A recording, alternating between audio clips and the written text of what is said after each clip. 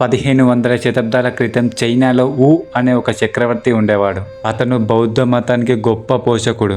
భారతదేశం నుంచి ఒక గొప్ప బౌద్ధ గురువు వచ్చి బౌద్ధ మతం యొక్క సందేశాన్ని చైనాలో వ్యాప్తి చేయాలని ఆ చక్రవర్తి అనుకున్నాడు. బౌద్ధ మతం తన దేశ ప్రజలకు వ్యాప్తి చెందేలా ఉండేందుకు తను చాలా కృషి చేశాడు. ఇలా కొన్ని సంవత్సరాలు గడిచిపోయాయి. చక్రవర్తి వేచి ఉన్నాడు, కానీ గురువు ఇంకా రాలేదు.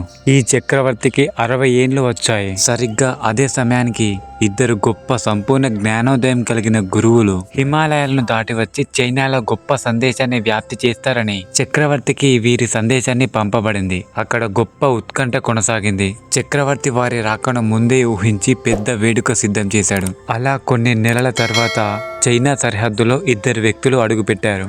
అందులో ఒకరు బోధిధర్మ శిష్యుడు, మరొకరు బోధిధర్మ. బోధిధర్మ దక్షిణ భారతదేశంలో పల్లవ రాజ్యంలో యువరాజుగా జన్మించాడు. అతను కాంచీపురం రాజకుమారుడు. అతని అసలైన పేరు జయవర్మన్. అతనికి చిన్నప్పటి నుంచి ప్రపంచ విషయాల గురించి, వివిధ మతాల గురించి తెలుసుకోవడం అంటే చాలా ఇష్టం. అందుకనే అతను అతి చిన్న వయసులోనే తన రాజ్యాన్ని, యువరాజును విడిచిపెట్టి సన్యాసి అయ్యాడు. కేరళ మర్మకళ అయినటువంటి కలనీయ పట్టును నేర్చుకున్నాడు. ఆ తర్వాత ప్రజంతర అనే ఒక గురువు దగ్గర శిష్యునిగా ఉన్నాడు. ఆ గురువు ఉన్న మఠంలోనే ఇతను ఉండేవాడు. అక్కడ చెప్పే బౌద్ధ మత సందేశాలను అర్థం చేసుకోవడమే కాకుండా ఆ గురువుకి ఒక ప్రధాన శిష్యుడిగా ఉండేవాడు. అలా 22 సంవత్సరాలు అయిపోయింది. 22 సంవత్సరాల వయసులోనే అతను పూర్తిగా జ్ఞానోదయాన్ని పొందాడు. అలా కొన్ని సంవత్సరాల పాటు బోధిధర్ముడు దక్షిణ భారతదేశంలో చాలా ప్రాంతాల్లో బౌద్ధ మతాన్ని బోధించాడు. చైనాలోని ప్రజలకు బౌద్ధ మతాన్ని బోధించాలని తన గురువు బోధిధర్మునితో చెప్పి చనిపోయాడు. అప్పుడు బోధిధర్ముని వయసు 60 సంవత్సరాలు. తన గురువు గారి కోరికను తీర్చేందుకు బోధిధర్ముడు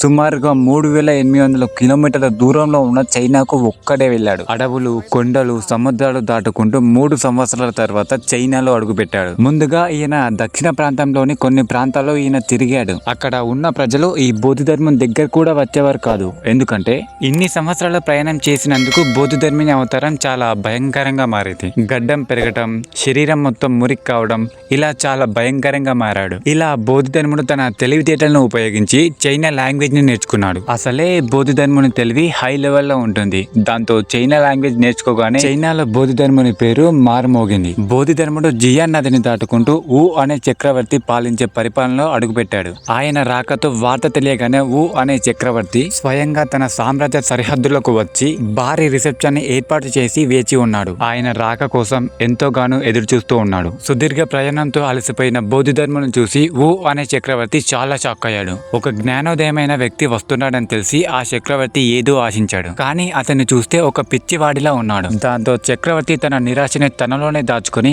బోధిధర్ముని ఆహ్వానించాడు. ముందుగా బోధిధర్మునికి ఆహారాన్ని పెట్టాడు. అప్పుడు వు అనే చక్రవర్తి బోధిధర్ముని, నేను మిమ్మల్ని ఒక ప్రశ్న అడగవచ్చా అని అడిగాడు. అప్పుడు బోధిధర్ముడు, ఏదైనా సరే అడగండి అని చెప్పాడు. వు అనే చక్రవర్తి, ఈ సృష్టికి మూలం ఏమిటి అని అడిగాడు. బోధిధర్మ అతని వైపు చూసి నవ్వుతూ, ఇది ఏ విధమైన మూర్ఖపు ప్రశ్న, ఇంకేమైనా ప్రశ్న అడగండి అని అడిగాడు. వు అనే చక్రవర్తి చాలా బాధపడ్డాడు. బోధిధర్ముని అడిగే ప్రశ్నల జాబితాను కలిగి ఉన్నాడు. అప్పుడు బోధిధర్ముని రెండో ప్రశ్న అడిగాడు. అదేంటంటే, నా ఉనికికి మూలమేమిటి అని. దీనికి అర్థం నేను ఎవరు అనే దానికి మూలమేమిటి అని.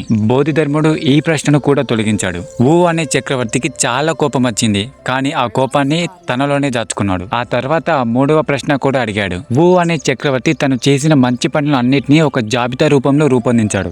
అతను ఎంతమందికి ఆహారాన్ని ఇచ్చాడు, ఎన్ని మంచి పనులు చేశాడు, ఎన్ని దానాలు చేశాను, వాటన్నిటిని రూపొందించి చివరికి ఇలా అన్నాడు. ధర్మాన్ని వ్యాప్తి చేయడానికి బుద్ధిని సందేశాన్ని వ్యాప్తి చేశాను. నేను చాలా ధ్యాన మందిరాలు, వందలాది ఉద్యానవనాలు నిర్మించాను మరియు వేలాది అనువాదకులకు శిక్షణ ఇచ్చాను. ఈ ఏర్పాట్లన్నీ చేశాను. నాకు ముక్తి లభిస్తుందా అని క్వశ్చన్ అడిగాడు. అప్పుడు బోధిధర్ముడు చాలా సీరియస్ గా అయ్యాడు. దాంతో బోధిధర్ముడు లేచి నిలబడి పెద్ద కళ్ళతో చక్రవర్తి వైపు చూసి, ఏంటి మీరు, మీకు ముక్తి లభిస్తుందని అడుగుతున్నారా? నువ్వు 7వ నరకంలో కాల్చివేయబడతావు. అసలు బోధిధర్ముడు ఎందుకు సీరియస్ అయ్యాడు? బోధిధర్ముడి ఉద్దేశం ఏంటి అంటే, బౌద్ధ జీవన ఉద్దేశం ప్రకారం మనసుకు 7 పొరలుంటాయి.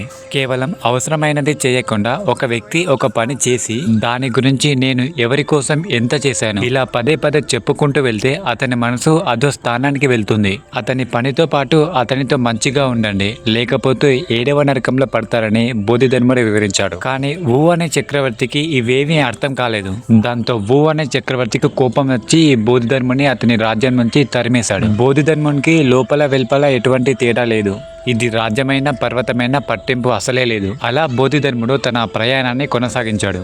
కానీ ఇక్కడ వు అనే చక్రవర్తి తన జీవితంలో ఒక గొప్ప అవకాశాన్ని కోల్పోయాడు. అసలు బోధిధర్మ ఎవరు?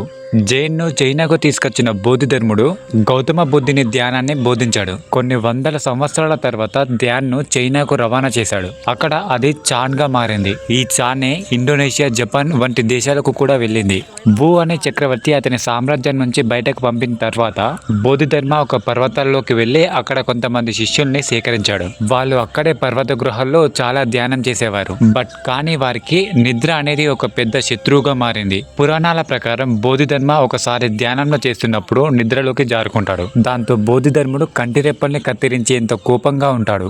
ఆ కోపం మీదనే అతని కంటిరెప్పలను అతనే కత్తిరించుకుంటాడు. ఆ కత్తిరించిన కంటిరెప్ప నేల మీద పడి అక్కడ ఒక మొక్క మొలుస్తుంది. ఆ తర్వాత సన్యాసులకు నిద్ర నుంచి రక్షణగా టీ సరఫరా చేయబడుతుంది. అలా బోధిధర్ముని ప్రయాణం అక్కడే కొనసాగింది. ఫ్రెండ్స్, బోధిధర్ముడు ఇండియాలో ఉంటే ఇండియా ఎలా ఉండదో మీ అభిప్రాయంగా కింద కామెంట్ చేయండి. అలాగే వీడియో నచ్చితే ఛానల్ని సబ్స్క్రైబ్ చేసి బెల్ నోటిఫికేషన్ ఆన్లో పెట్టుకోండి.